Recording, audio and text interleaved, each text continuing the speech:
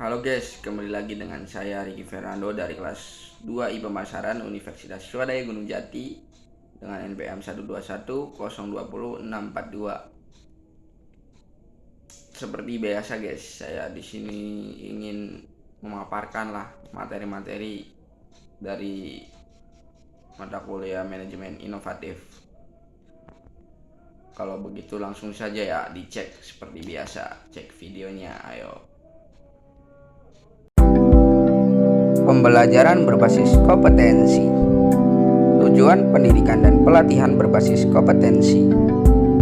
Tujuan pendidikan dan pelatihan adalah kompetensi yang diharapkan dicapai peserta setelah menyelesaikan proses diklat.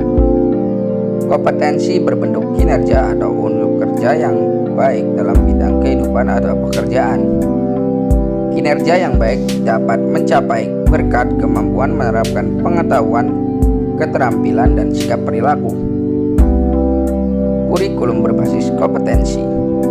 Kurikulum berbasis kompetensi adalah kurikulum yang ditunjukkan untuk menciptakan tamatan yang kompeten dan cerdas dalam membangun identitas budaya dan bangsanya. Kompetensi yang dikembangkan. Kompetensi yang dikembangkan berupa keterampilan dan keahlian bertahan hidup dalam perubahan, pertentangan, ketidakmenentuan, ketidakpastian, dan kerumitan dalam kehidupan. Desain dan pengembangan sistem. Desain dan pengembangan sistem pembelajaran dengan seluruh komponen di dalam harus difokuskan pada tujuan pembelajaran yang berisi kompetensi. Pembelajaran berbasis kompetensi tidak hanya difokuskan pada pencapaian peserta diklat, tetapi juga pada pencapaian pengajar.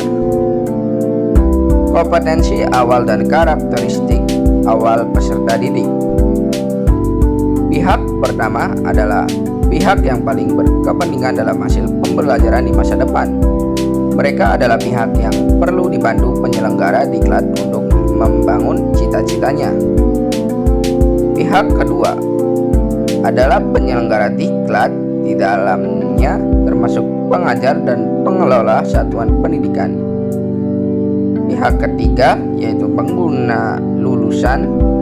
Mereka adalah yang berkepentingan untuk mendapatkan lulusan sesuai kebutuhan lapangan kerja. Kompetensi dan pengukuran hasil belajar. Pada akhir proses pembelajaran, pengajar, peserta diklat, dan masyarakat ingin tahu bagaimana hasil pembelajaran. Pendesain pembelajaran perlu membuat alat pengukuran yang dapat mengukur kompetensi yang dimaksud dalam tujuan pembelajaran. Alat ukur yang dinyatakan valid dalam alat ukur yang dapat mengukur sesuatu yang seharusnya diukur, reliable. Hubungan kompetensi dan pengajar atau fasilitator. Yang pertama, fasilitator perlu menguasai bahan pembelajaran dengan baik atau sangat baik. Dengan penguasaan bahan pembelajaran, ia akan mampu tampil meyakinkan pada saat mempresentasikan isi bahan atau saat menjawab pertanyaan peserta didik. Kedua, fasilitator perlu terampil merancang dan melaksanakan strategi pembelajaran, meliputi tahapan pembelajaran runtut saat menyajikan isi pembelajaran, menggunakan berbagai metode, media, dan alat, mengelola waktu secara efisien, motivasi penguatan, dan penghargaan sepanjang proses pembelajaran.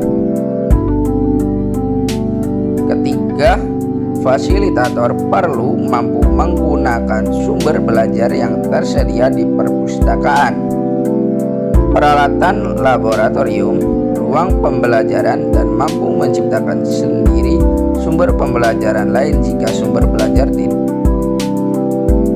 ideal tidak tersedia.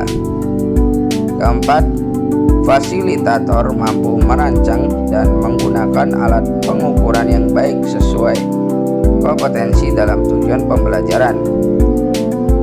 Alat pengukuran yang baik dilihat dari validitas, reliabilitas, dan kepraktisan penggunaannya. Kelima, fasilitator mampu memperoleh dukungan tenaga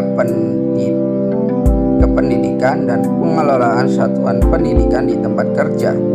Dukungan tenaga kependidikan berupa penyediaan ruang pembelajaran dan peralatan yang tersedia dari pimpinan satuan pendidikan, mendapat keleluasaan berkreasi dan berinovasi dalam melaksanakan pembelajaran.